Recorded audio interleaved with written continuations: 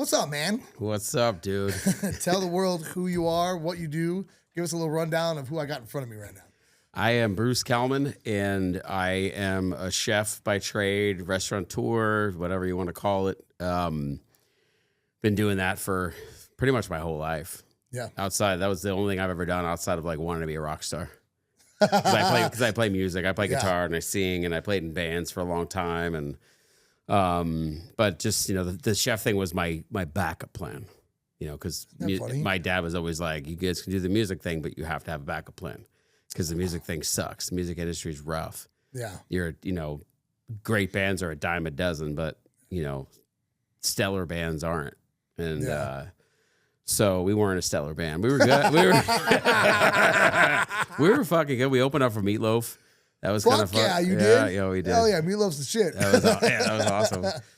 I mean, as a chef, I grew up in Jersey. I've moved around. I've lived in Chicago, New York, where else? Phoenix, Scottsdale, Santa Fe, New Mexico, Cleveland, LA, and then finally now Las Vegas. Been here almost 5 years. 5 years. I love it here. It's fucking great, right? I know. I've been here 4, and I love Las Vegas. I love Las Vegas. I mean, coming out of LA, it's kind of, That's all you got to say. Yeah, exactly. Yeah. So, it's a nice change, and I know when I moved here, there was no traffic unless there was a car accident. And now so many people, it's a good and a bad thing, right? Like the economy needs all these people to come here. So, the businesses can thrive and so on and so forth. At the same time, now there's fucking traffic. Some days it's like LA traffic that I've seen. Listen, I'm going to throw it out there. There's no way it's been like LA traffic. So I'll tell you, there's been 2 times that I've been driving, and I say like LA traffic because the thing about LA traffic that sucks the worst is you're like, it's bumper to bumper. Like, I'll just get off at this exit and go down Venice Boulevard all the way downtown. Yeah. You get off that exit, it's fucking bumper to bumper traffic again. And you turn on that street, it's fucking bumper to bumper traffic. And that happened here a couple of times. I'm like, God damn it, Okay, cool. That makes sense. Because there's always like little pockets of it, or it's not even that bad. I'm like, LA, literally, you could be, some places takes you 30 minutes. It's like, it's 3 hours away. Oh, I know. I was like, I don't care. I moved to Vegas because either way, I'm going to be. It's better. Yeah, it's the same. I'll be traveling the same amount. So who gives a shit? Yeah. And if I need to fly, it's like what? It's nothing to fly there, and it takes 2 seconds. It's so fast. Yeah. Yeah. So yeah, I mean, out here, I moved out here, and a lot's happened in my life in the last 5 years. A lot of change, a lot of positive change, and I opened up a barbecue spot here called Soul Belly Barbecue in the Arts District, which is the shit. By the way, thank you. Which is how we met. Yep. And it's owning a business especially a restaurant, is tough. Yeah. It's challenging. Profit margins are very small, and then opening a restaurant at the tail end of the pandemic is even harder. Yep. And so we've been hanging in there, and we're doing well. I feel like we put out a great product, and we have a great following.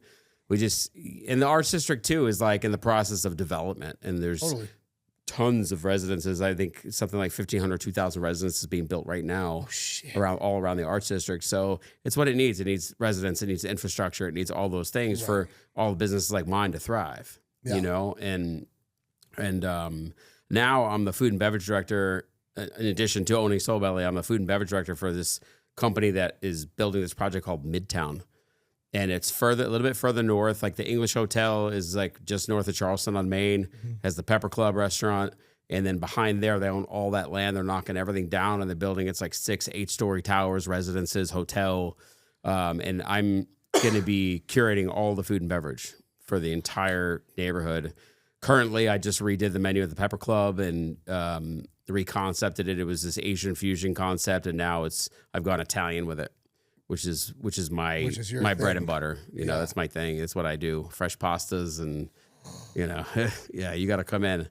I did 1,000%. You got a carb load. Yeah. On your carb load day, you need to come in and fucking eat, man. Got to come in and eat. I have no problem eating and putting down some carbs right now. But isn't that, so it's not stressful for you at all? You're like, fuck, that sounds like a lot of work.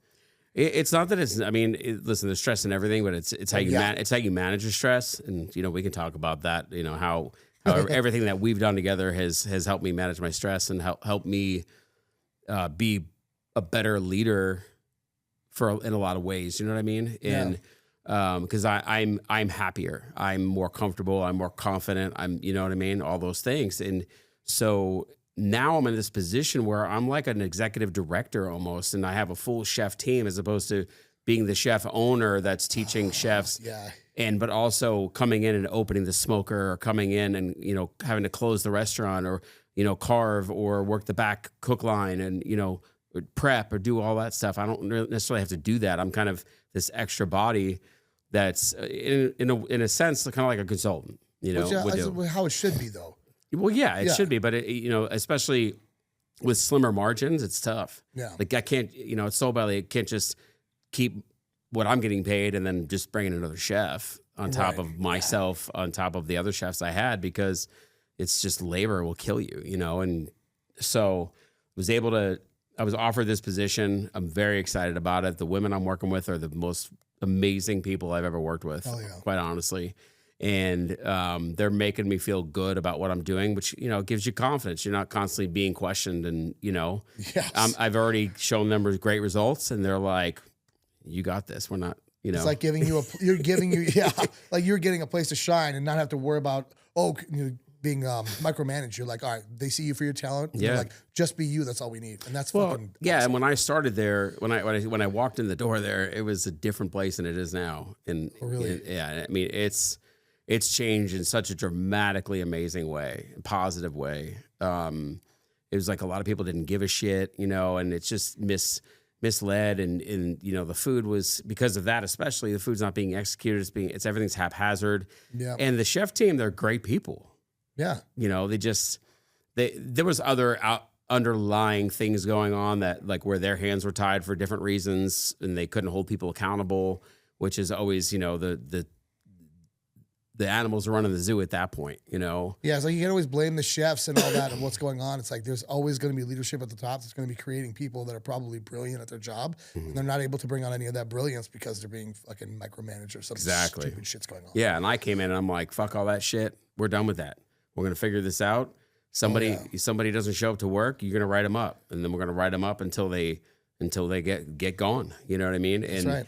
And those little moves have gotten everybody else to step up. And then the big change happened when I rolled out this new dinner menu, because it's like night and day with the food. This is like super beautiful, delicious food. And so now the staff is really proud of what they're putting out. Yeah. And so they're excited, and they've got me in there with, you know, I'm helping kind of pull the chef team together. We've made a lot of positive strides in just organizing the kitchen and cleaning things up and bringing in equipment that was needed and missed, and, you know, just all those things. I'm sort of this catalyst that's been able to help make everybody feel good. So that feels great for me. Yeah, of course. You know what I mean? Because the chef looks like a fucking rock star. The chef over there, you know what I mean? Yeah. And he is a rock star. He's a great guy. They all are.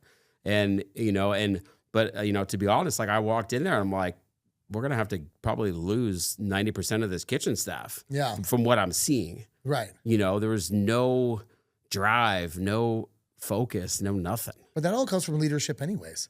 Yeah, exactly. You know what I mean? Like, you could have somebody, again, that's like lies dormant, that's an amazing worker, but then the shit leadership, like, that's what you see. Yeah, and they're great leaders. It's just, like I said, their hands were tied in a lot of situations, which beats them down. Right. You know, and they're like, why the fuck am I even doing this then? Like, what's the point? This is, you know, and so now, you know, I've got people. There was one guy in particular that I was like, he was like the first one, because he was working the station in front. I'm like, this dude's got to go. Like, his attitude sucks. Like, you know, the way he would respond to me about shit. I'm like, bro, you know. Let's leave it at that. And now he's like a lead. He saw that. I've empowered him, but I'm also, you know, it's about teaching people to be a dynamic leader, which I think is what you are, because you learn to work with everybody individually. You know, everybody's managed, you know, like, I respond better to being pushed harder. Right. I don't respond if you're like, oh, it's okay. Then I'm gonna be like, all right, fuck it. It's okay. Yeah. And I'm going to sit back. Okay. No big deal. You know, everybody needs accountability in one way or another to be successful. You know, like Tiger Woods has a coach, you know, Michael Jordan had a coach. Oh yeah. You know, and so, it's been fucking fantastic. And, you know, just lots of positive changes in my life. I've got a place that I love where I'm living. Just got a new car, you know, I've got to Vegas, and you know, when you move somewhere, you're like, I got to get my feet under me. I got to get settled in. Then the fucking world shut down, and you know, then I opened a fucking restaurant. And I'm working like 20 hours a day, 7 days a week, and you know, and I'm just like, what the fuck am I doing? You know, and now it's all kind of come to fruition. It's all paid off, and you know, I have an amazing team at Soul Belly. They handle it. We have the Burger Spot Burgersmith at Allegiant Stadium, and that's doing well. And you know, when it's just gig work. I mean, whenever there's a game or an event, we go there and we cook. You know. Yeah. But we've got that dialed in. I created a very simple, barely any prep sort of concept. So that's so we can walk in and kind of cook. That's smart. It's you have to think about things like that. You know, I used to be that guy. I was a cocky motherfucker. I was arrogant as fuck as a shit. You know, and it's like, I gotta make everything in the house just because I have to.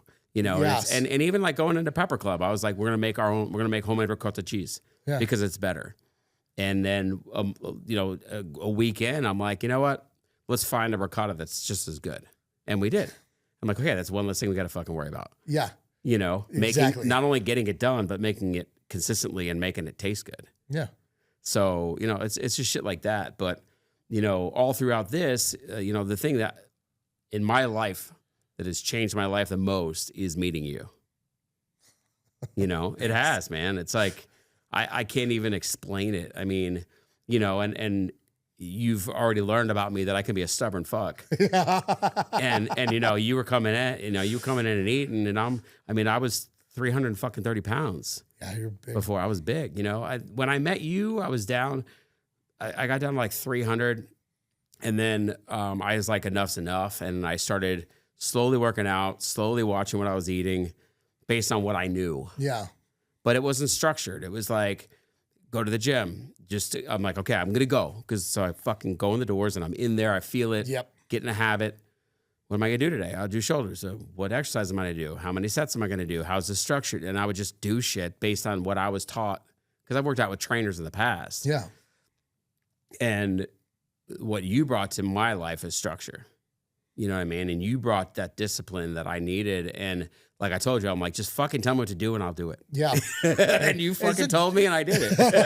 But it's so much easier to have somebody like that. But again, it's just like you said, it's like the ricotta cheese. It's like, you were like, I'm going to make it from scratch. And then you're like, fuck it. Let's just find something that's good. Yeah. That'll work. And exactly. And, I started with you. I was 200 and 240 maybe 245 when I met you. Okay.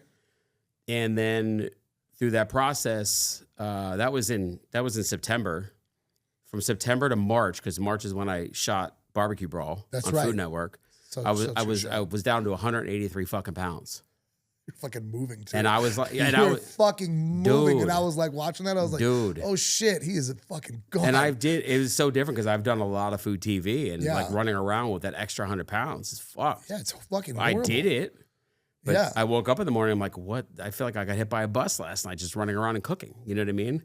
And now it's just my mind is right. You know, everything is right. And you know, as we've discussed, like I've kind of wavered back and forth here and there a little bit, like twice. And, you know, learning to ask for help, you know, like, you know, it's funny because you bring that up and I fucking punch myself. I'm just like, asshole, take your own advice. Because that's exactly what I'll tell a line cook when they're trying to be a hero and get it done. I'm like, don't try to get it done because you're going to affect the guests. Ask for fucking help. Yeah. And I also don't want you to struggle.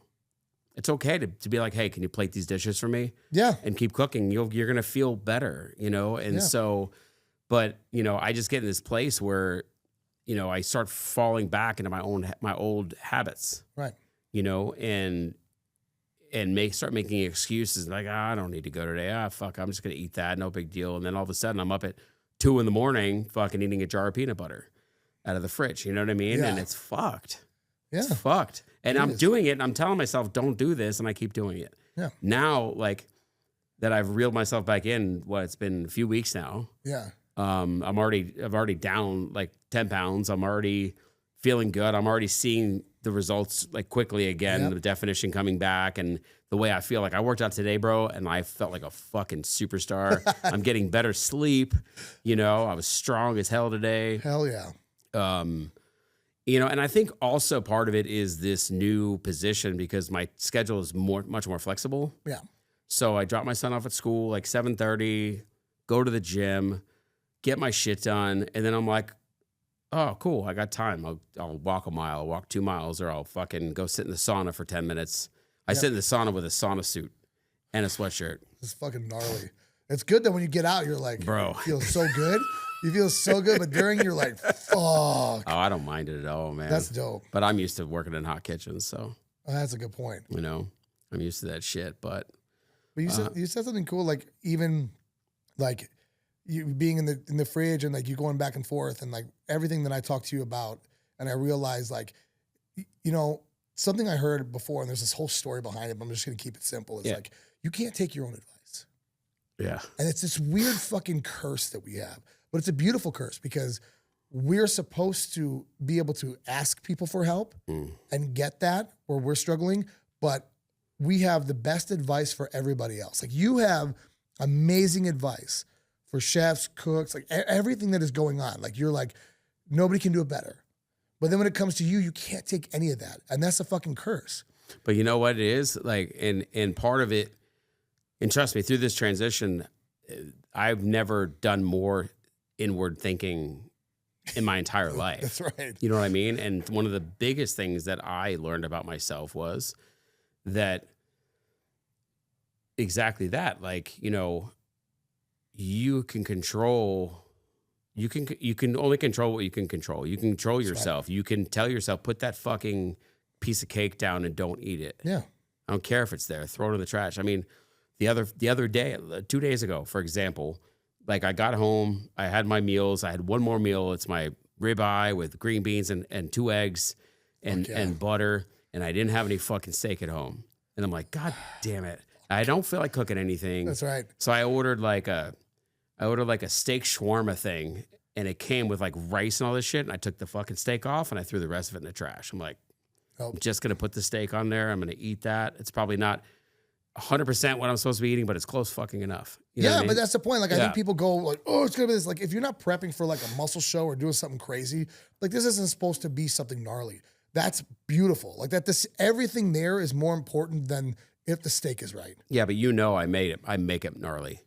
I you know, when I like, fuck, dude, the first run, when I got down 180 pounds, you couldn't tell me otherwise. No. I went to that fucking show. I filmed that show. You know, you've done shows. Craft services sucks. Like nobody's business. And I previously talked to the production. I said, I'm coming there. I'm on the specific meal prep situation. I need this food. Can you do this? And they're like, yeah, we got it. And they have like separate catering that caters for like, you know, Bobby Flay and like all those, the talent.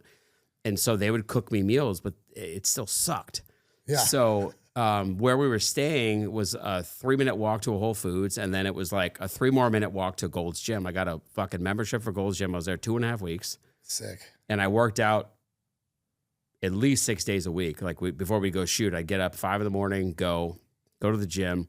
And also because I knew working out like that, bro, I had insane energy and clarity. Yep. In the morning, you know, after the morning workout. But I ended up going to Whole Foods, coming back. I talked to the chef at the hotel. I'm like, hey, bro, can I use your kitchen? I got to meal prep some fucking food. You know, and our rooms had like little kitchenettes and stuff. Yeah. So it just worked out, you know. But it's crazy. Like, great situation. You could sit there and look at your decision when you talked about like the peanut butter. Yeah. And then that. The only difference is what? Your choice. It's the choice. It's the choices you make. And like everybody sits there and worries about all this shit. But it's like I went on and I was doing a men's physique show I did back in August. Mm-hmm. And I went to a hotel and went to Florida. I asked the cook or the chef. I was like, hey, man, can you cook my food for me? I will buy everything. He's like, yeah. And I'd go back there every day and be like, can I get meal one? And it's right there in fucking styrofoam or whatever. No shit. Or sometimes it'd be in like those the prep containers and it'd be like oatmeal in there. I don't give a shit if it's all in his shoe. Okay? I don't give a fuck. Like whatever's easy for you, and I'm not taking away from your life. And I paid him. Like I paid my food and then I paid like the kitchen as well. Yeah. You know what I mean? Because like I'm not gonna sit there and be like, oh, I paid for it. No, he's cooking it, he's prepping it, he's doing extra, so I paid.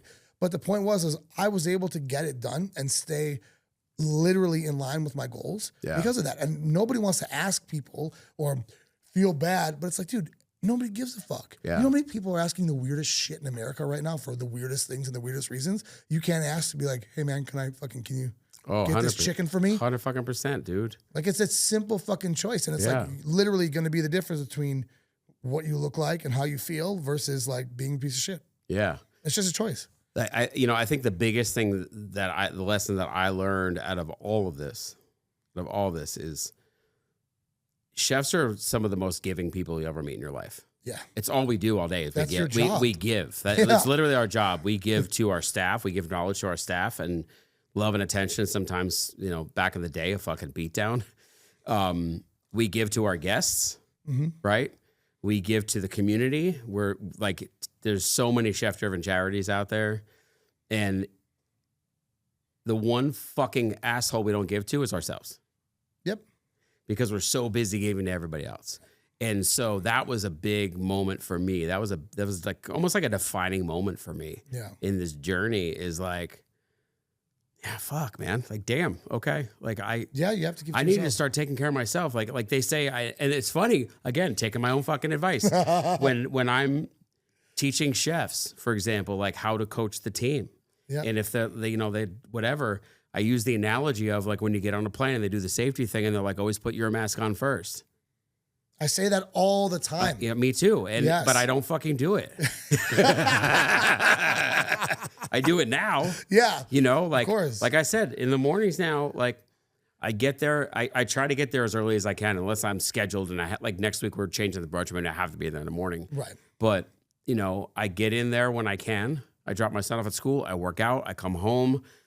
Today I got home and I had to cook some chicken and some ground beef. So I did that while I took a shower.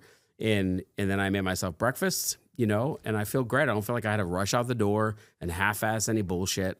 Like and that's for me, that's the structure that I need in my life. Everybody's different. Some people can do it on the fly. I can't. No, honestly, I think people can do it on the fly, but I think it's one of those things where I learned when I used to dance. It was like the people that are trained are the best at doing things on the fly. Yeah. So you think that it's on the fly, but it's really because they have so much knowledge and understanding of how to handle the situation, right? So really nothing, if you look at it, is ever on the fly. Yeah. Right? And so having that structure, and I was talking to someone about this the other day, I was like, I don't care who you are. You got the cars, you got the wife, you got the business, all this other stuff. You still, like men have the highest rate of suicide, right? You still kill yourself because you don't like yourself or whatever the reasons are that people deal with what they deal with. But it's like, because of why? They're not taking care of themselves. And honestly, the worst thing you can do as a person is not take care of yourself because you're not taking care of yourself. And then you feel bad for not taking care of yourself. And then you get this fucking weird cycle of vicious cycle. Yeah. And then you're stuck in it and you're like, how the fuck do I get out? That's how you get depressed. And that's how you get depressed. Where it's like, well, all you got to do is take care of yourself. Just as you can grab the peanut butter jar and fucking eat it, you can grab the fucking 20-pound dumbbell and do something about it. Yeah. It's literally none of that stuff does anything to you. That'd be a great meme. That'd be a great image. A jar of fucking peanut butter, 20-pound dumbbell. Yeah, that's a good call. Like, you have one choice. Yeah. Yeah. The blue pill or the red pill. It's like, fuck, what kind of peanut butter? No. Yeah. But like, yeah, it's like you literally have that option to make that decision. But it's like, if you're not taking care of yourself, you can't show up for fucking anybody else. You can't show up for your fucking team the way you can now. Like, I can't show up for my son. Can't show up, for anybody, my friends. That's the most important one right there. Yeah, no doubt. Like, that's right there. Like, and you've talked about it a lot with me is that, be the example for your kid. That's what it's all about. Like and it's not, it's the fact that my son sees me going to the gym. My son sees me eating healthy and planning out my day and being kind, being good to myself and loving myself. Yeah. That's the example that I want to set for him because, my parents were great, but it wasn't like that at all. My parents didn't take care of themselves. They weren't healthy, and I didn't know. And, when you're a kid, like all you know is what you see. Right. And then you're sitting there going, now later on, he's going to need to make decisions that like maybe drugs, maybe alcohol, maybe something stupid or getting in the car with somebody, whatever it is. Mm-hmm. He needs to love himself enough to look at them and say, fuck off. Yeah. And I don't think people understand that, especially when it comes to being a father and a man. Like, that's one of the deepest things you can ever do is instill the power of choice and the self-love in that child. Yeah. For him, I tell my son every day, all the time, I go, bro, you're the coolest guy I know. He goes, I know. And he just keeps fucking moving. And I'm like, I can't compliment the dude anymore because son's he's like, the same way. See, but because they fucking know. And that's like, you never want it to be different. Yeah. They know. And that's like, so when anything is like, come on, bro, it's cool. Bitch, I'm already cool. That shit's not cool. I don't need that. I don't need that shit. Yeah. And that's the epitome of being a father. So like, you have to take care of yourself and show them. Yeah. And this is another thing I'm going to say is like, I said this to somebody the other day. I go, you ever notice when you're a man, you're talking to women or something like that, like your kids, you kind of don't listen to you. And you're like, why isn't nobody listening to me? Have you ever had that feeling? Of course. Right. And because it's like, we're not supposed to be listened to. You know what I'm saying? Like, it's funny, but like, think about this, right? What I'm about to say. We're watched. We don't have to say shit. It's true. We are fucking watched like hawks. Yeah. Is this man protecting my child? What is dad doing? Is this the way to do it? You know what I mean? Oh, your business. Is this, Bruce is doing it this way. He says this, but he's doing this. I don't believe him. Trust is lost. And you're like, what's wrong? I'm telling them what to do. They're not listening. Well, you're fucking off over here. Right. So your actions are literally, as a man, your currency when it comes to what needs to be done in the world. Well, and yeah, like a good example of that is most recently at the restaurant. So last Saturday night, I was there and I worked on the line with them, and I'm still a damn good line cook. Like, I can still throw down and throw it in the kitchen during service. And, I was teaching these guys a lot of things. And, one of the things that I would take steps back and observe. It's always good to take a step back and observe outside of looking in and have a clear vision of the whole picture. And one of the things I noticed is there was a lot of this like back and forth between the cooks, or like the chef would ask for something and be like, I already gave it to you. And I'm like, so anyway, long story short, I let it go. And then at the end of the service, had a great meeting with the staff because they put out amazing food. Yep. And we didn't have, everything went out on time and everything went out hot, and the people were raving about the food, the diners. Awesome. And then the next part of the conversation was, we got that figured out. Now what we have to figure out is this. Yep. You guys, your behavior is very disruptive during service and somewhat disrespectful at times, and I'm like, it's not about this yes chef mentality, do it as I fucking say because I said it. It's about, if the chef said, I need a side of potatoes for that table, and you're like, I already gave it to you, just drop the fucking potatoes. If it's extra, that's the chef's problem. Right. Because maybe, you know what? There's more than one table in the dining room that fucking ordered potatoes. You're gonna be fine. But either way, it's about setting the tone, like the actual tone and the energy on the line, staying positive and upbeat and energetic, not negative. Right. And so, I talked to him about that. And then one of the guys, which is the guy that I was really gearing this conversation towards because he was the biggest culprit, was basically saying how he said to me, you're asking us to work like a team, but you guys, the chef team, you're all telling us how to do something different. Like, you guys aren't on the same page. Wow. And I was like, you know what? You're 100% right, bro. You're 100% right. I said, this is why this happened. Like, this menu rollout was rushed. It had to be. And so things got lost in the shuffle. We didn't have enough time to train everybody individually. I haven't had enough time to spend with all the chefs going over all the specific details of the food.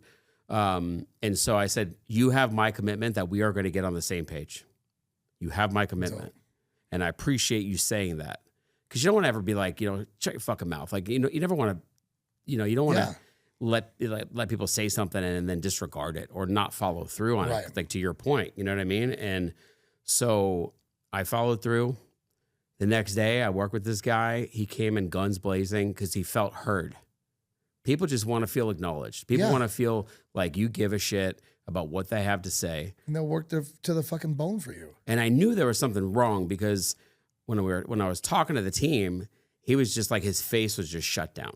Like, he wasn't even listening, So I just asked, again, I didn't want to single him out. I'm just like, anybody want to talk about anything else regarding this? And a lot of places it would be shut down, that sort of part of the conversation. Yeah. Like, I don't give a fuck what you think. Do as I say, right? That's the old school. I used to have chefs say, do as I say, not as I do. I'm like, well, that's kind of fucked up. Yeah, it's fucking Jesus. Yeah. Dude, thanks a lot for ruining it right away. Yeah, and you know those things also are they're very giving. You know, I gave this guy a gift. Yeah. Over the weekend, I gave him a gift because he feels great and he feels heard. It's probably the first time since work that he has. Yeah. And he executed at a very high level, you know, and the chefs, for example, they're just tired of him because he's problematic because of that. I'm like, well, you have to ask him why, like you have to ask yourself, why is he problematic? There's a reason. Is it just like that? Or is it he's unresponsive because he's not feeling acknowledged or not feeling like he's a part of the team? And so, you know, and then I told the chefs, I'm like, you've been saying how this guy, we got to get rid of this guy. And I'm saying, I see hope. Yeah. And at first, like, oh, I'm like, no, fucking hear what I have to say. I want you to trust me. And you know what? If I'm wrong, then I'm fucking wrong and he's gone. Yeah. But give him a chance because I saw something that in him that I have not seen since I walked in this door. Not at all. Yeah. I saw him telling me what I want to hear when I was around. I saw him doing all that shit. And then I turned a corner and he's like half-assing and, you know, milling around the line. Yeah. And now like the dude was, if I was asking for something, he's running to the walk-in cooler to get it. If, you know, somebody else was plating a dish on a station next to him, he was over there watching. And those are the things that I see. Fuck what you have to say. You know, people forget what you say. They forget what you did, but they always remember how you made them feel. That's right. And it's one of the greatest quotes I've ever heard because it's fucking true. It's 100% true. You know what I mean? Yeah. And this guy, I'm hoping I'm right. You know? Yeah. I mean, you can't help some people you can't help, but I want to give him the opportunity to show us that he is an asset and but at the end of the day, it was very giving, but I also gave a gift to myself because I felt amazing. It felt so self-gratifying that this dude fucking smiled. You know what I mean? And the chef had told me the next day we worked and whatever, blah, blah, blah. And then I was like, so who's working tomorrow? He's like, oh, well, this guy, he's off because he's taking his wife out for her birthday the next night, you know? And he didn't know that the guy told me.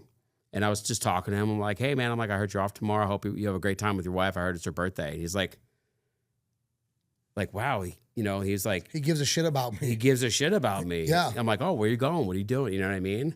That's what's missing. Yep.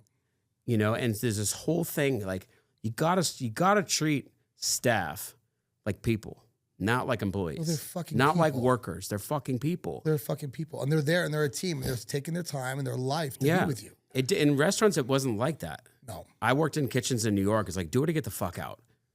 Like, those are your choices. Do it and do it well, or you're out.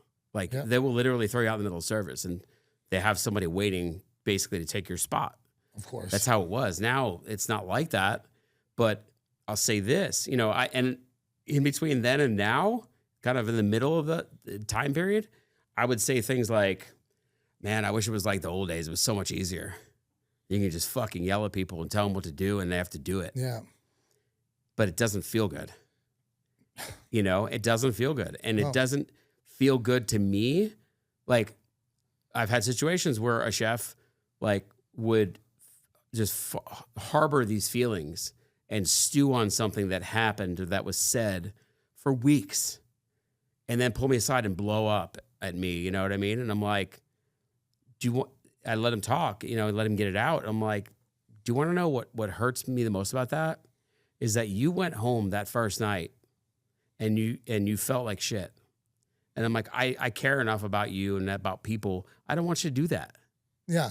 I want you to tell me before you go home so that you go home and you are who you should be for your family. You are who you should be for your friends. And most importantly, you get a fucking good night's sleep because you're not thinking about, you know, you're not going home and fucking, you know, drinking your face off because you're pissed off either, you know, or doing whatever. Yeah. And you know, that kind of shit, again, it resonates with people because, and it's genuine. I'm genuine. I don't say shit I don't mean. Right. You know, I don't say shit because, you know, I get a good result. Yeah. I say it because I genuinely fucking care. Yeah. I care about human beings. Yeah. I always have, you know, but I just didn't know how to send that out in the world, so to speak. But now you know what it's like because you take care of yourself. That's the key, man. Is like you said, you gotta love yourself. You have to, because you'll never know what it feels like. Yeah, and if you see somebody or know somebody that's fucking miserable all the time, and this and that. And they're like, oh, it's my job. No, motherfucker, it's you.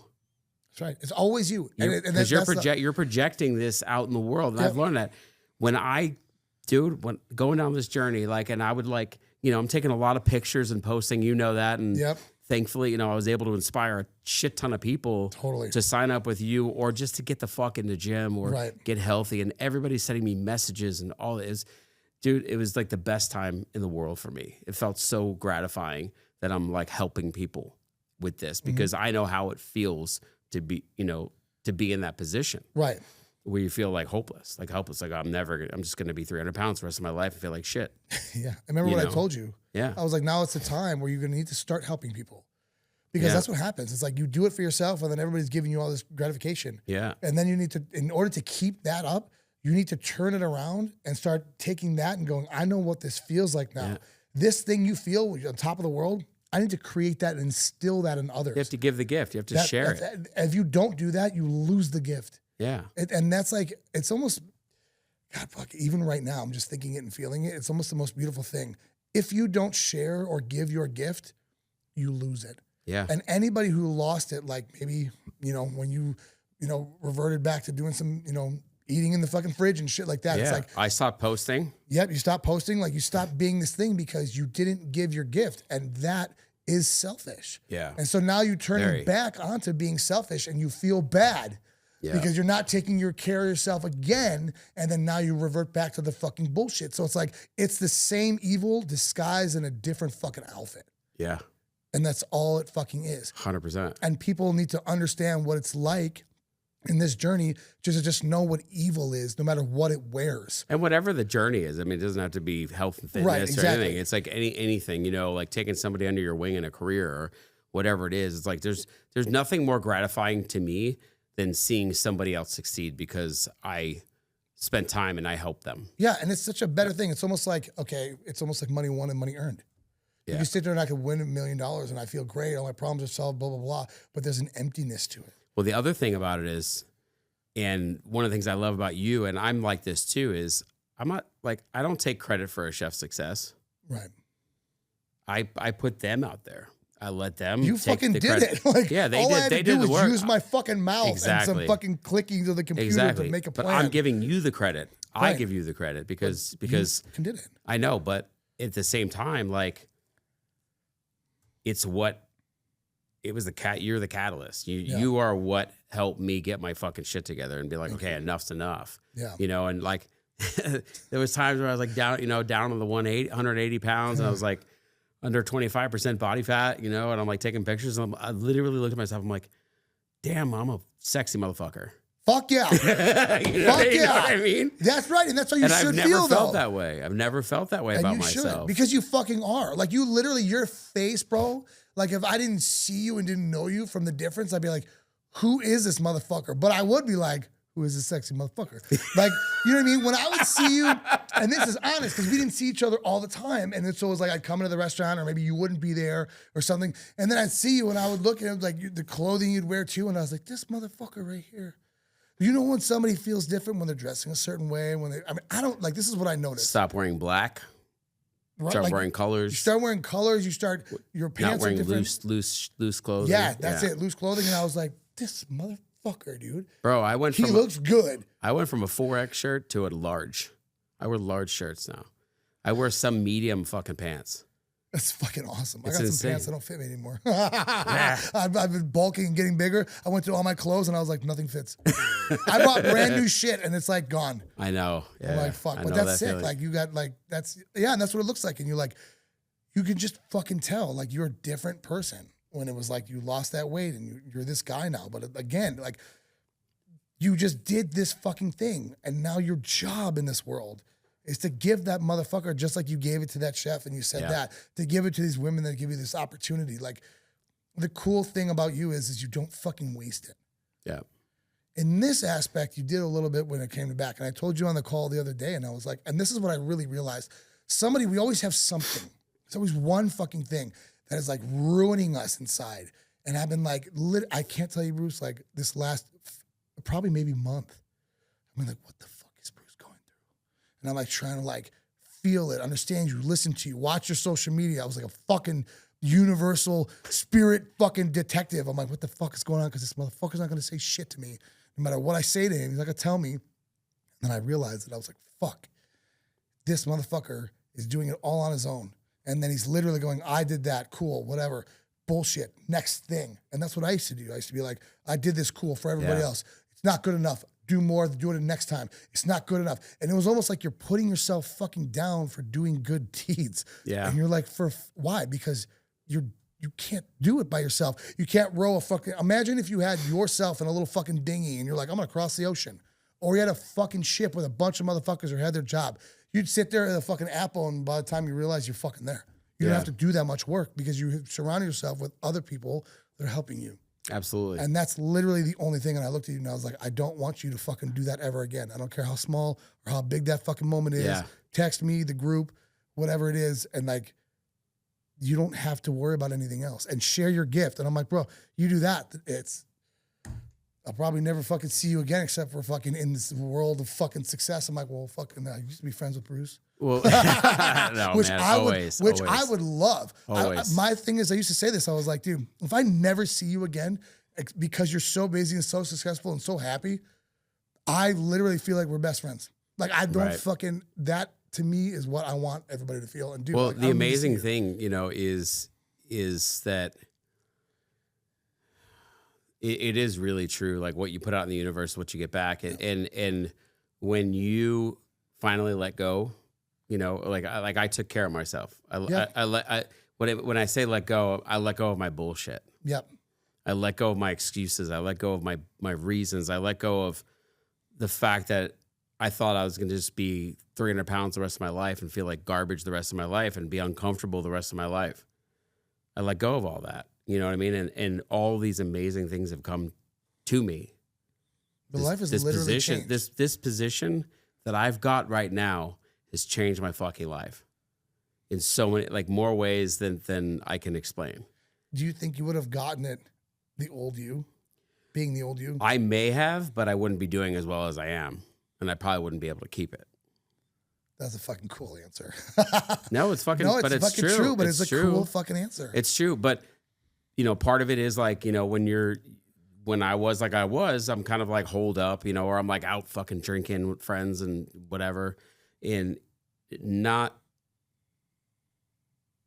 being out. How can I explain this? Like not putting myself out there, like physically, like meeting people that I need to meet and going to places I need to be going to and being in front of people I need to be in front of. You know what I mean? And now it's like, can't wait to show off your shit. I can't wait to fucking show it off. You know what I mean? Yeah, but that's how you should be. And I think people get afraid of that. And I think that's the most beautiful thing you could be. Yeah. Like, you know, I remember doing this job. The last entertainment job I ever did was for Pink. And it was at the AMAs and I was roller skating. And I went in through security and there's COVID and there's all this stuff. And everybody's standing there, security, like it's some hard-hitting security motherfuckers there. Of course. You know what I'm saying? And I roll in with a t-shirt and sweatpants with a fucking backpack. And everybody fucking stopped. Bro, I'm telling you, I was early to rehearsals every single time. I had already went to the gym. I had already showered. I had already made like my breakfast. I went and got coffee, still showed up early. Every fucking day I was on time. Where do you need me? Bam. Didn't bitch, didn't say anything, just showed the fuck up like it was like I was gonna die if I didn't. Yeah. And then I felt so good about it. And I rolled there, and then all of a sudden, everybody just stopped and looked at me like, who is this motherfucker? And you could see it on everybody's face. And then one security guard, who I'll never forget, he's just like this hard-hitting motherfucker, and I always saw him in rehearsal. Big smile pops on his face. He's like, this guy's the shit. You should see him skate. And it was just like, I was like, what the fuck? And I was like, wasn't ready for that. It's like, awesome. You know what I mean? And then it was just because I felt the way I felt. And that presence was it. But that's a gift. Like, you earn that just like you earn your stripes in everything you've ever done as a chef. And so, but again, it's your job. People need that gift themselves. Oh, 100%, they have that. Like, people are suffering, and they need that. Oh, absolutely. People are suffering, and you know, everybody's a product of their environment. I always say that to my chefs. I'm like, somebody comes to work in a restaurant, a cook's got really shitty habits. I'm like, that's because that's what he learned. It's not because he sucks. It's not because he or she sucks or because they don't know what the fuck they're doing. It's because that's what they were taught. Right. That's what was allowed to happen everywhere they've ever worked. even though, it's different standards in every place. And so our job is to let them know, I recognize that you have these bad habits and I'm going to help you. Yep. So with what you just said, it's like every time you think about the fridge and food. I know. Take my own fucking advice, dude. I get it.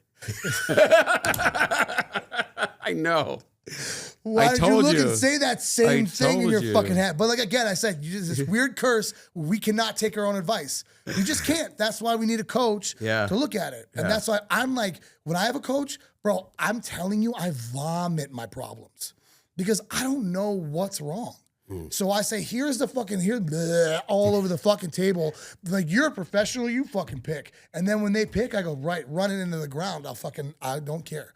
Like, I have no, whatever it is. If even you were to tell me, no, I noticed something about you, I'd be like, motherfucker, why didn't you tell me fucking 5 weeks ago or some shit? Right. Why you holding out on me? I'll change that bitch right now. Like not telling me about the fucking, the add-on like kimchi and all that shit. James Freeze had to fucking tell me that shit. Like, literally like 8 months in, I'm like, I'm eating the same fucking shit. Literally breakfast, lunch, every meal was exactly the same. And I was like, okay. And I was You're like, there's fucking salsa. And all, but there is a list. I'm like, are you fucking kidding me? There is a list in the Facebook that is foods to switch out so you don't get bored. And there's one that says free. And on it, it says kimchi. And at that time, I didn't even know there was a Facebook fucking group. When you were told there was a Facebook, that was the sales pitch. There's a Facebook, there's a group coaching call. This is all for accountability, so you're not on your own. I developed the program, by the way, fitness and nutrition, so you help you change your mindset, not just that. So it's fucking written in stone. And this motherfucker, I didn't know kimchi was the fucking, yes, kimchi is free. I eat the fuck out of kimchi. But you know what's like pickles too? Probably there's no calories. Like going back and forth, wavering back and forth is also a learning experience. So and I know, like when you eat clean, you feel like you're on cloud nine. Yeah, because you're not putting chemicals in your body, you're not putting that bullshit in your body, and your body is like, thank you, right? And so I felt very fucking different. And the second that I start going back and I'm eating anything processed, I feel like shit. I feel brain fog. I feel like shit. I feel, on top of the emotional side of it. Yeah. But it's like, how many times do you got to get punched in the face to realize you got to put your hands up? No, exactly. You know what I mean? And that's different for everybody. Apparently 3 times for me. Well, that's not bad. If it was 7 or 8, you might not get up. You know what I'm saying? I've literally learned everything the hard way my entire life. And so have I. But then again, I could sit there and just combat you and say, why would you say that to yourself? Why would you say that this is the narrative that I choose to listen to is I've learned everything the hard way? Guess what? You did before, but now you don't have to. Now I don't have to, yeah. You don't have to. You can do whatever the fuck you want. I was telling somebody, I can go streak right now at the strip. I don't know how far I'd make it, but I'd be on my own determinism. And that feels good, right? So it's like, you're literally like, don't tell yourself the old stories anymore either. Exactly. Like, you're not that guy. You're not 300 something pounds. Bro, when I see old photos, like, the Facebook or I just on an iPhone, like your photo memories pop up. Yep. And I was like, I had one yesterday. I was visiting my buddy who was the chef at SpaceX in Hawthorne in California. Cool. And I posted it, and that he's a monster. This guy, Ted Sisma, he's older than me, and dude's fucking like a triathlete. You know what I mean? One of those guys. Cool. And there's a picture of us at SpaceX together, and I reposted it, and he goes, "You're literally half the man that you were before in that photo. You're literally half the person." Yeah. And I've seen him since. Yeah. But that's also been a thing. Like there's, especially with the pandemic, like I haven't seen people, especially like chefs, you do these food and wine festivals, you travel, you see them every year or 3 or 4 times a year. I didn't see anybody for like 3 years. And then this happened. I walked in and literally people walked right past me. They didn't even they literally didn't even recognize me. I wouldn't either. Like I literally would not. I mean, like, you're a different person. There's a guy real quick that I saw was my client. Sorry about this, bro, but I gotta tell you this. I'm like, fuck, I gotta admit it. We were in the bathroom. I saw him in the movie theater. Had no idea it was him. I hadn't seen him since he started my program. Really? I used to see him. I was training with him at this fucking gun thing. And he was like, bro, I'll never let you whoop my ass like that again. Because he was out of shape and stuff. I literally, when I first met him, he had an autoimmune disease. And he looked, and I was like, I looked at his lunchbox. I go, you got kids? He's like, no, why? I go, bro, you look like you stole your kid's snacks. He's like, I don't have kids. I go, well, what the fuck are you eating like this? So he jumped on the program and he had his ups and downs, but like he stuck to it. Yeah. I literally had no idea who the fuck he was. That's awesome. And I left and I was like, was that him? Did he not recognize you? He recognized the fuck out of me. But he didn't say anything? No, he did. We talked. Oh. Everything, bro. I'm so good at being fucked like, with a few people. I fucked with a few people and kind of like let it go for a little while. Yeah, you should. But like, I didn't know it was fucking him, bro. Yeah. And it's like, and I look at him online, and every time I see him, I'm like, yo, he's happy. He looks, his work is better. He's got a fucking beautiful girlfriend. He's always posting. I'm like, yo, your life has changed. He's like, my life has completely changed because of this shit. Mm-hmm. And it's like, you also, again, have to remember that. Like, you're not that same person. So even if you revert a tiny bit, bro, you're still not that person. guy. Yeah, exactly. So like, you may have fallen a tiny bit, but bro, who gives a fuck? Like, we're not here to sit there and pine on bullshit. We're here to get back to work. Yeah. 100%, man. And that's it. And like, if everybody realized that, like, people are sitting there so hard, especially online, I'm seeing all this bullshit about fitness. And it's like, the data is so simple. You are making it complicated, or the person is, or I'm reading this about keto and this and blah, blah, blah, things. It's like, dude, chill the fuck out. Because if you're not happy and you're stressed out, what happens? Remember that? There's been times where you're like, you gained weight and you're like, what the fuck? I go, bro, look at the last week you had. Chill the fuck out. Wait a couple days and you're like, dude, I lost 5 pounds. I'm like, stress. Yeah. Like, so don't stress over the journey. Just don't fucking quit. Right. And you're never going to be that old person. Like, dude, you're so fucking far away from that old guy. Well, and that's the thing. You said it is like, don't ever quit. And I won't quit. That's right. This is my life for the rest of my life. That's it. It's lifestyle change. I don't drink. Every now and then I might have a glass of wine if I'm out to dinner, but like right now I'm not. It's a different glass of wine though. It's a different drink. It's a different purpose. It has completely different meaning. It's not a fucking meaning. like 5 old fashions. Yeah. At the end of a shift, you're like, fuck. Want to do a shot? Yeah. Dude, exactly. I told you, like, I'm not like a chef or anything by any means, but it's like I worked in the restaurant industry for years. Yeah. So it's like I saw the line, I saw the people, I saw the stress, I worked there, like, and it's not a fucking joke. Well, and that's the thing too, is like Stressful that's as where fuck. working in restaurants my whole life, and I mean, calling it, I'll say now it's an excuse, but it's like everything's right there.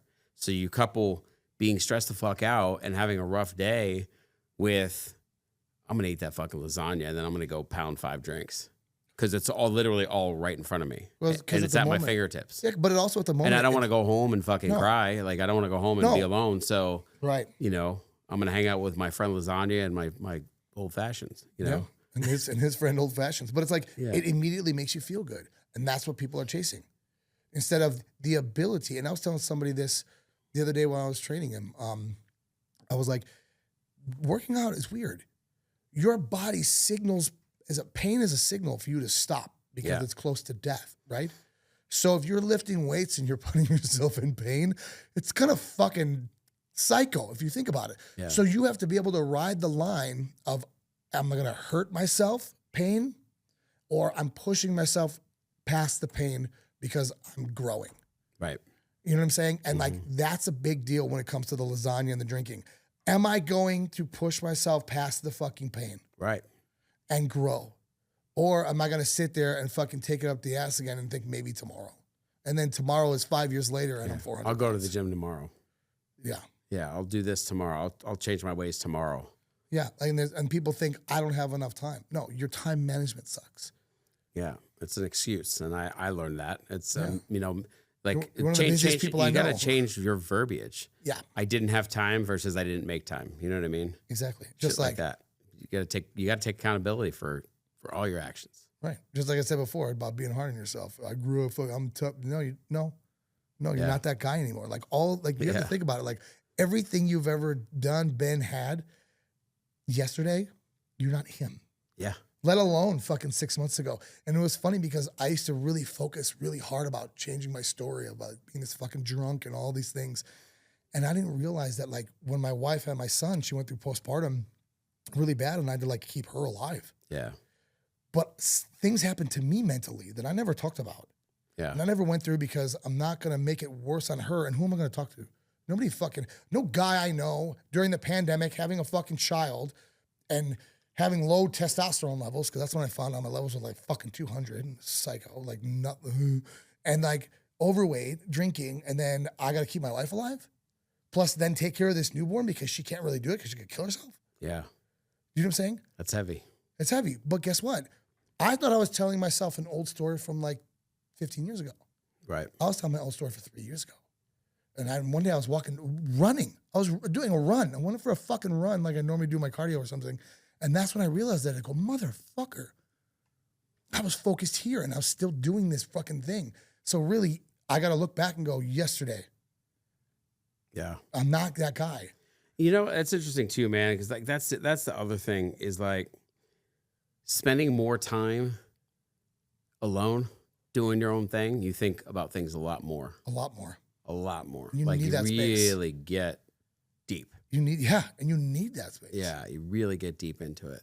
And it's cool training with somebody too, and like having somebody like this and like doing this kind of stuff, because now you can get like, you can go there with somebody else and really kind of fucking work shit out. Yeah. Because I was telling my wife this morning, I was like, everything in this world survives on two-way communication. Does that make sense?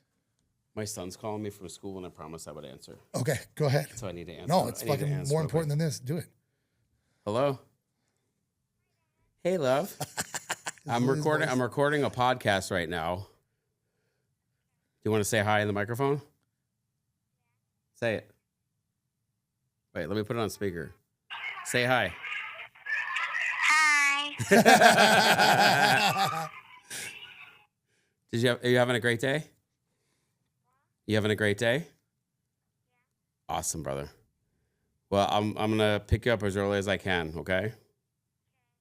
All right. Maybe in like an hour when I'm done here. All right, I love you, buddy. Okay. Bye. Yeah. Bye. Kids the love of my life, man. But you know, I mean, you know, you got your son. Wait till he's, he's 7 now, and it's different. It's different, yeah. He's like my best friend. We hang out, we talk. Dude, my son's 5 and I do the same thing. Yeah, that's I'm great. like, Yeah. it's the best fucking time in the world. Yeah. I'm not editing that out, by the way, No, please don't. because I fucking love every minute of that. Yeah, no, I like this morning when I was dropping him off at school, he's like, Dad, promise you'll answer when I call. And I was like, all right. And then I saw he called and I hit it, and I was like, oh fuck. I just realized. Yeah, it's fine. It's way more important. Yeah. Like anybody that would not acknowledge that is like a piece of shit. Totally. You know what I mean? Yeah. I totally forgot what we were saying because that was so cool. Like, Yeah. It doesn't even fucking matter. Right. But I just remember a tiny bit of it. It was basically like, you're not that guy that or anything like you were yesterday. You know, oh, this is what I was talking about. Fuck, it was my wife, something like that. Told her something today. I don't know. Fucking forgot. You're talking about postpartum depression and all that. Yeah. All that stuff. And then, but I changed myself, like I said, like 3 years ago. But it's like, we talked about training. And it's like, oh, yeah, this is what I told my wife this morning because she was having an issue. And I was helping her with it. I go, this world is built on two-way communication, right? Mm-hmm. If you think about it, you cannot escape that. You're communicating with food, with yourself. It's two-way communication. But this is the real sauce. This is the two-way communication. Yeah. You need this, and your life is built to fix the problems you need to fix or handle the problems you need to handle with this. This is the only thing, because communication is the universal solvent. You need to get in communication with whatever ails you. I don't care if it's your body. If you have the sickness, that means you're out of communication with your body, Yeah. right? The better and healthier you are, me next to a guy that's out of shape, I have more communication with my body than this guy does. Right. Right? So now it's like when you're in communication with the different things in life, your son, your body, your work, you start to feel like you're fucking supposed to You feel in control. You feel like when I lift, even you're in control. now, I it's funny, like you watch people at the gym and they're just like fucking staring off and like really like focusing, you know what I mean? And now I do that because like if I'm let's say I'm doing curls. Yep. I make sure that I'm like tightening my fucking biceps and I'm keeping them tight the whole, like it requires focus. And then you see the motherfuckers like at the gym, they're like, you're like, what the fuck? You're not even doing anything. Yeah. I know, but it's like, call Noah. I know. Call me, I got you. But it's again, like it's such a beautiful point you bring that up, because it's like they lack the focus. Like I had this other friend of mine who's actually a client. We were training together, and I saw his thought change in the middle and his form died. And it was just awesome. I got to witness. And I looked at him, I go, do you see what the fuck you just did? Yeah. He's like, what? I go, you let your mind get in the way of what you were doing. He goes, holy shit, I did. And what happened? He goes, everything dropped. I was like, that's your life, dude. Mm-hmm. You lose focus from what you are and like, or anything, you're literally going to drop it. It's going to lose, everything's going to go away. Yeah. And so taking care of yourself, like the way you have and you've decided to do and what you're talking about, allows you the focus and control. So again, like I talked about in the beginning, you're just so trained that it looks like it's freestyle. Yeah. And, you know, something that I've reflected on a lot is the timing of like my journey. And then, you know, a good amount of the people that ended up working with you are chefs. Yeah. And seeing that, and, you know, there's a huge fucking problem in the restaurant industry, especially with chefs of, you know, depression and, you know, just lack of self-worth and overeating and drinking and drugs and all that shit, you know, where like, you know, Anthony Bourdain killed himself. Like you see all these chefs that are doing that, you know, mental health awareness. And I love that. And some of these guys were kind of like that. Yeah. Before, you know what I mean? And they saw me, and what I was to them was like a beacon of hope. Yeah. Because they're like, and literally people said to me, they're like, if that motherfucker can do it, so can I. 1,000%. Because it was such a drastic change. But I was like, what do you mean? What do you mean? No, but it's true though. Like, you know, they know, like I was very unhealthy, very unhealthy, you know, and I turned that shit around and I was glowing. I felt great. I was saying the right things, you know, and most importantly, just like we talked about before, just share that gift. Yeah. Whatever it is, you got to share that gift. You have to make sure that you know, whatever knowledge that you have, knowledge is only good if you share it. Yeah. It's pointless in yourself, just rots. Yeah. Yeah. But I mean, like you think about that, like now that's what you do every day though. You do that with your line. Yeah. Like that's what you're doing. Like as a chef, you're like, you're in this position, you were learning and now you're leading. Yeah. It's like, why would this be any different? Right. Especially because everybody, especially in your industry or in the world right now, needs this. Yeah. Like as much as it sucks looking at Instagram and seeing, or social media and being like, everybody wants to be a trainer or a coach and there's so much motivation. Oh, what's the problem? There's so much motivation and then everybody wants to help. Yeah, maybe they want to make money, but fuck, at least like everybody wants to help people. It's not like they're out there selling heroin and there's an epidemic. Yeah. Like there's an epidemic of people trying to motivate. Okay, so maybe some people are weirder than others or it doesn't work or whatever, but fuck, at least it's better than an epidemic of people fucking, you know, talking shit to people and making people feel miserable. Right, but it's also the people that know and that are very capable and talented enough to share what they have, what their gift is. Right. They have to do it. It's like the whole fucking Spider-Man thing. With great power comes great responsibility. Like you have to show that shit. It's fucking true. It's true. It's like fucking one of the coolest lines I've ever heard. Like it just really is. And you don't realize that. Here's the thing I would love to say about responsibility that people don't realize. Part of responsibility, there's two parts about it in my mind where it's saying that it's my fault and then it's saying it's your fault. Yeah. Because I literally can only do and take responsibility for so much. Mm-hmm. When really, literally, the other part is yours. And I go, I'm willing to take responsibility for you. Mm-hmm. Are you really willing to take responsibility for yourself? Right. And if you say yes, then we got a game.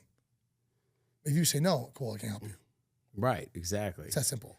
You know, it's things like this, man. It's like, you know, in theory, like if I was in that mindset, I could blame my falling backwards on you, let's say, because maybe you're not being as tough on me or, you know, some shit like that. You'll find like, something for it's sure. It's easy to do that, or just to look in the mirror and be like, you're a fucking asshole.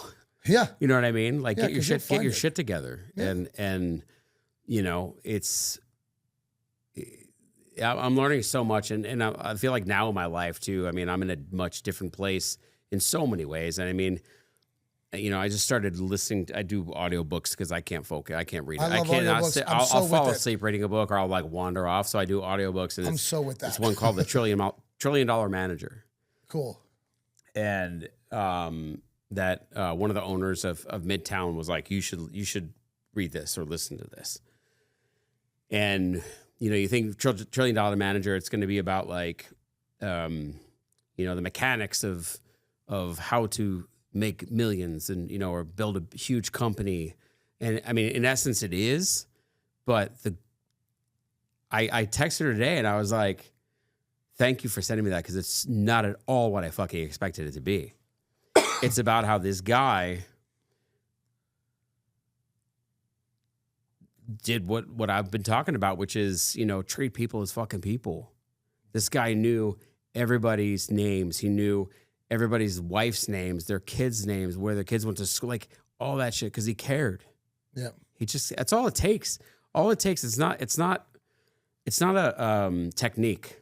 It shouldn't be a technique. It should just be that you fucking care enough about a person to know when it's their birthday, when is their wife's birthday, all those things, you know. And you could say it's hard to remember, but fucking figure it out. Put notes in your phone. Yeah, like there's a way. I do that shit all the time. I put people's birthdays in my phone so I don't forget, because I'll forget. Yeah, you got too much shit going on. You're a dad. You got a fucking business to I'll run. see it on Facebook, you know, and be like, oh, it's your birthday. And it was like fucking 3 days ago. I'm like, motherfucker, you know, I missed it. But yeah, I'll do that too. I love Facebook for that. And I'll go in there and be like, whose birthday is it? Like it says, I'm like, oh, sweet. I'll be like, happy birthday, happy birthday, happy birthday. And it's not like, and I remember a friend of mine said that. It was kind of cool. He's like, dude, I go in there every day and tell people happy birthday. Like, it just is something I like to do. It's something, communication I like to give. It's something that I like to do myself, to be like, for other people. And it's not a big thing. But the thing is, you don't have ulterior motives either. You just want to do it because it feels good. Right. And you want to make others people feel good. Right. Like, yeah, like I don't give a shit. There was this thing I just saw on the internet. It was about, and I'm going to butcher the hell out of it because I just saw it briefly. And it was about hell and heaven and these really long spoons. And there was like this dish in the middle of food. And the people in hell would take the spoon and they couldn't figure it out, and they'd hit somebody else's spoon, like, get it out of my way because I'm trying to feed myself. They couldn't figure out how to get the food and feed themselves. So they all died. But in heaven, they took the spoon and fed the other person. So everybody lived and everybody was happy. That's a really, no, you didn't butcher that at all. Okay, because I was like, it was so cool. And I was like, man. Yeah. And it was like, you literally we're here to give. We're not here to sit there and like, what can I do for me? Sure, there's selfishnesses, but it's along the lines of being selfless. Well, and that's the again, like I know I mentioned about these ladies that I'm working with now, but man, they are selfless. They have no ulterior motives. They want to, and I mean, case in point, she referred that book to me because that's how she is. Yeah. She's giving, I mean, at the end of the day, you know it's going to help you build a great infrastructure because of people that are all going to give a fuck about each other, about your business, about you, about themselves, most importantly. Yeah. And so it's just enlightening for me to be spending time with these women that, you know, you don't feel like, I got to go talk to them. You know what I mean? Yes. Like I walk in and the first thing I do is I go find them every day when I'm there, if they're there, you know, because that's badass. Because I want to say hi. I want to give them a hug. I want to see how they are. I want to, you know, and I want to feel their energy. I want to feel their energy. But see, that's how people view you now. And it's like, who are you to be so selfish not to give that? 100%, man. Like, no. It's like, it's fucked up. But it's like, I used to think otherwise, dude. I was like the epitome of everything I say. I promise you I was the opposite. I was so selfish. Yeah. And all I thought about was me and fuck everybody else. I was too. We all were. You know what I mean? And it's like, but it's cool because again, like getting out of that has been like the coolest journey. And finding out how much, so much easier to live this way. You know what it started for me? When I had my son. It did. No, I know. And I'm sure it swayed you too, because now it's like, I'm responsible for this little body. Mm-hmm. And I have to give everything I've got to this. And when I hear like things hit me so much harder now, they hit home so much harder for me now when you hear about like people hitting their kid. Like I could never hit my kid. I could never. Oh, I'm so glad you said that. I could never hit him in any fucking way. I could never lay a hand on this kid. No matter what, I couldn't lay a fucking hand on him. Let me say that maybe when he's a teenager, he fucking beat his ass. But yeah, you want to fight though? Like put some gloves on. Let's go. He'd be like, come on, old man. I'd be like, fuck you. Like, I've been waiting for this, motherfucker. Okay, I got rage built up since fucking you were this big. You don't know what that's like. Yeah. Let's go. But, you know, it's taught me patience. It's taught me a lot, you know, and, you know, seeing him look at me and say, I love you, Daddy, is the best. It's the best fucking thing to ever hear in your life ever. I said it the other day. I was like, it's like currency for being a man. That's how I get paid. Yeah. And if you do your fucking job right, you're rich as fuck. Yeah. And like, I'm surprised right now, like when I do these TV shows, they always, in the interviews, they always ask about my son because he was born while I was filming Top Chef. Yeah. So it was a whole thing on Top Chef, like a baby shower, and they filmed, you know, when I got the call and all that shit. And I fucking, every time they talk about it, I cry. Every time they mention I have to talk about him on the shows, I cry. Of course, I'm surprised I'm not right now, but yeah, it's like, I know. but it, you know, it's the most special thing in the world. Yeah. It's the most special. It is. And people don't understand until, you know, people are like, I don't want kids. I'm like, okay. I mean, cool. That works for you if you're happy. You know, you just want to do whatever, but selfish. Bingo. Yeah. That's really what it is. It is. I want to travel. I want to do this. I don't want to, I don't want it to cost me all this money. I don't want to have to be stuck at home. Like, you know, be stuck at home. I love fucking hanging out at home with this kid. Yo, yeah. We went to Hawaii in the beginning of September last year. Nova, I saw him talking to another kid. You've ever been to Hawaii? He's like, no. He's like, oh man, it is awesome. And they're just talking about Hawaii.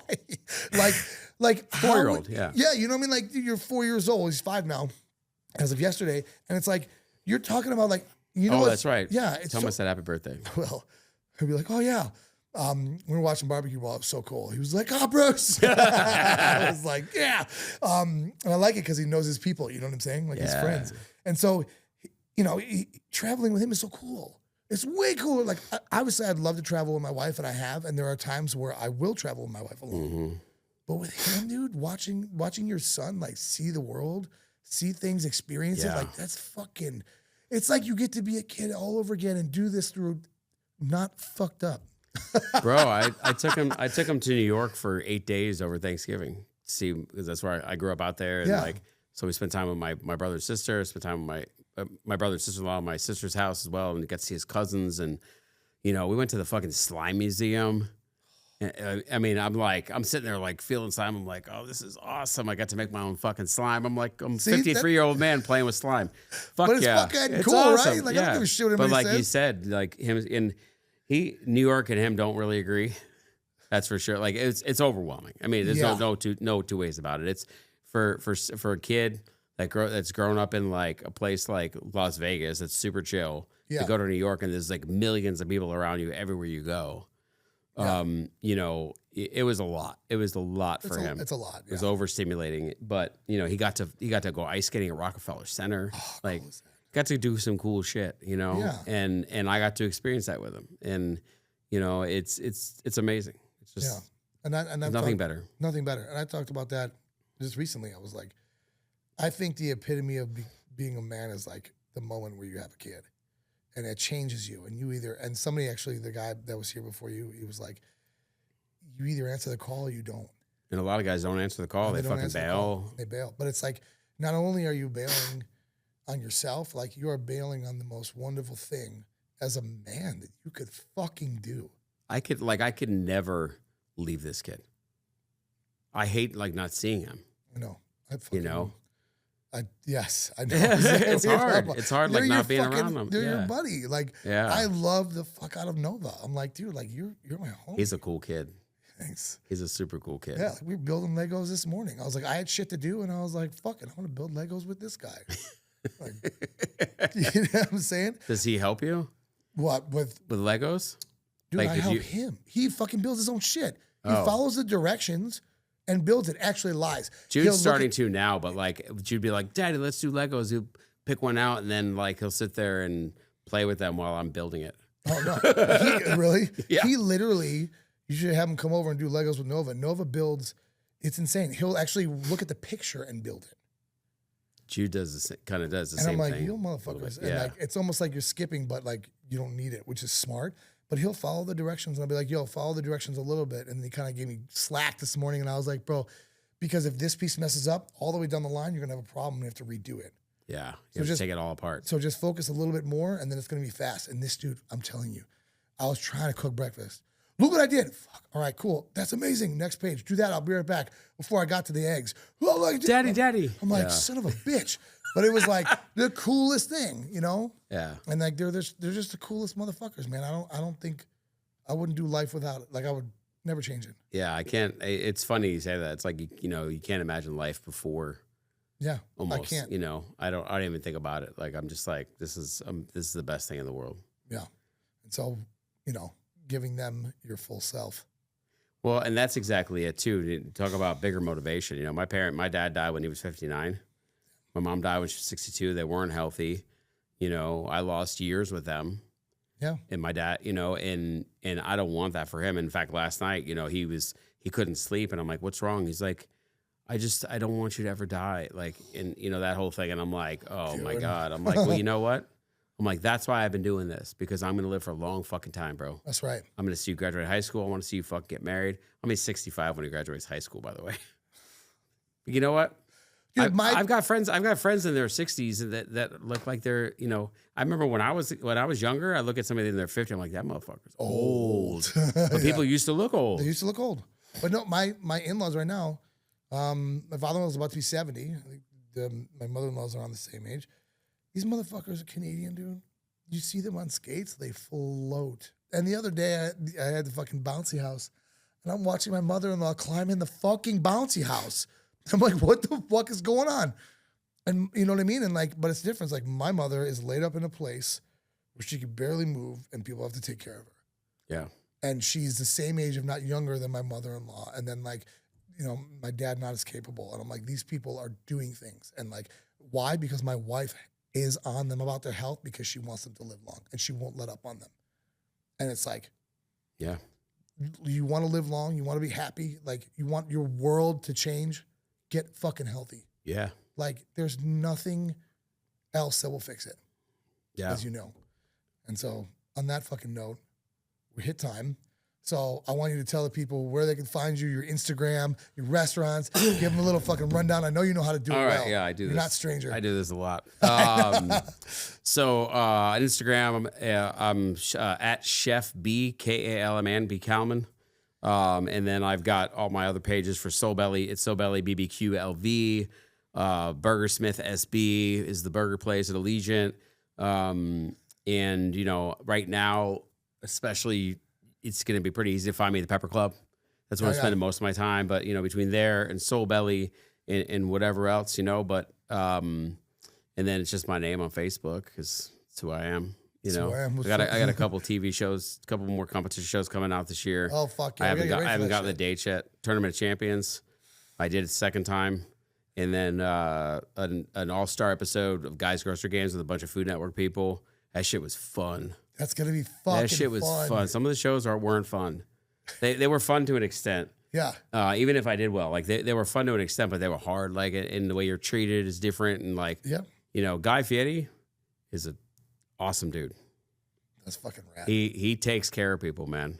I love that. He takes care of people better than when you do his shows. You're like treated like a king or a queen, and a lot of the other shows are like, go stand in their corner and wait for me to tell you what to do. Like, it just depends. It depends on the show. And same thing with Barbecue Brawl and Bobby's company. They were amazing. Yeah. They all give a shit. They just want you to feel good about being there. See, and then look at the fucking turnout.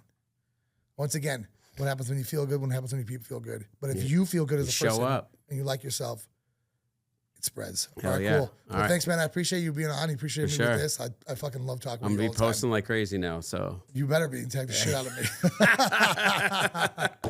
All right, man. Awesome.